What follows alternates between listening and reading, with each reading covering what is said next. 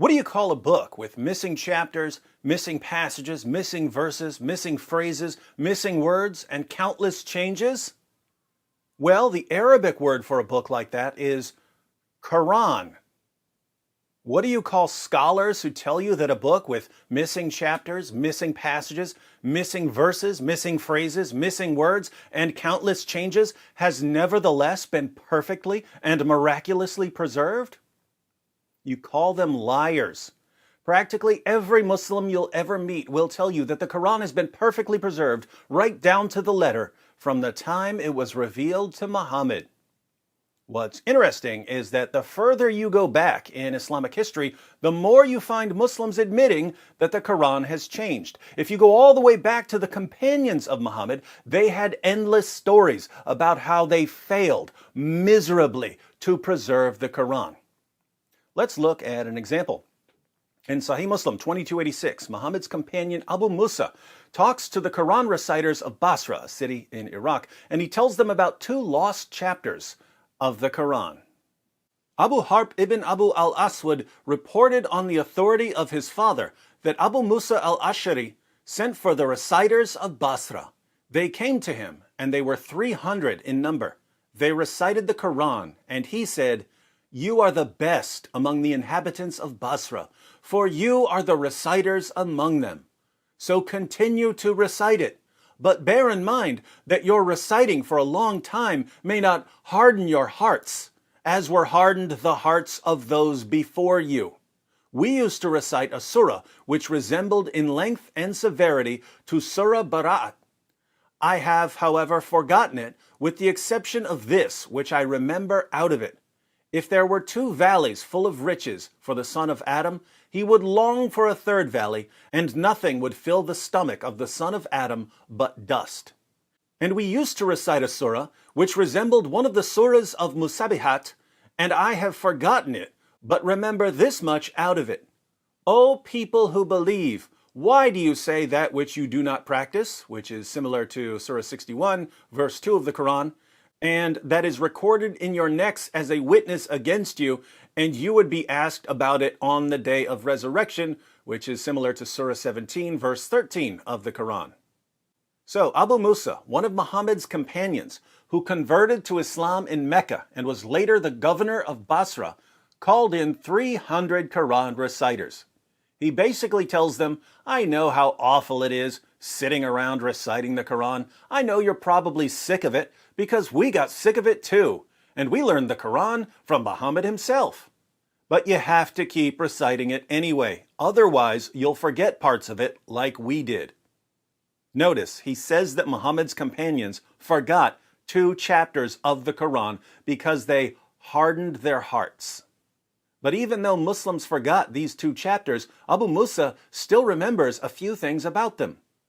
He remembers that the first one was about as long as Surah Bara'at, which is Surah 9 of the Quran. Surah 9 contains 129 verses, so more than 100 verses were lost. This is where Muslims jump in and say, "No, Abu Musa's just saying that he personally forgot some Quran chapters, not that they were lost from the Quran." Wrong. Wrong. You see, Abu Musa remembers a verse from this lost chapter. If there were 2 valleys full of riches for the son of Adam, he would long for a third valley, and nothing would fill the stomach of the son of Adam but dust.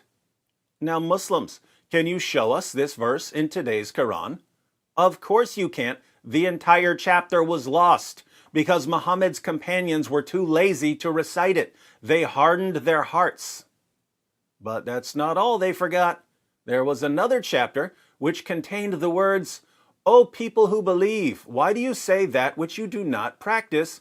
And that is recorded in your necks as a witness against you, and you would be asked about it on the day of resurrection." Now, you can find similar words elsewhere in the Quran, but not in the same chapter.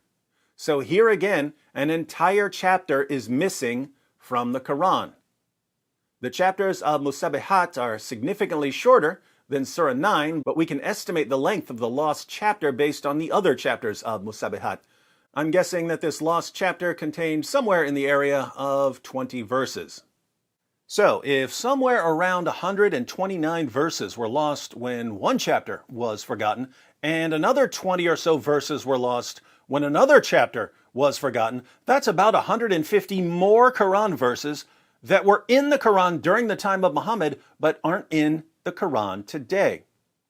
I say about 150 more Quran verses because in a previous video, we read a passage from Ubay ibn Ka'b who said that more than 200 verses were lost from Surah 33 alone. This means that we're already up to more than 350 verses that are missing from a book that Muslims tell us has been perfectly preserved right down to the letter. And you can ask 1,000 Muslims about this. You can ask 1,000 Muslims. Does it bother you that Muhammad's companions talked about hundreds of verses being lost from the Quran? Does this affect your belief in the perfect preservation of the Quran at all? Nope. Doesn't bother us a bit. The Quran has been perfectly preserved right down to the letter. Muslims have been conditioned all their lives to accept whatever their leaders and apologists tell them, even if it completely contradicts what Muhammad's companions said. These same Muslims will tell us that their religion must be true because their book has been miraculously preserved. The foundation of Islamic apologetics is the preservation of the Quran, and it's complete, utter, total nonsense. What does this tell us about the religion? By the way, if you missed my video about 200 verses being lost from Surah 33, be sure to check it out. And even if you didn't miss it, go ahead and watch it again. It's free, and we all need to master this material. Myths don't go down easy.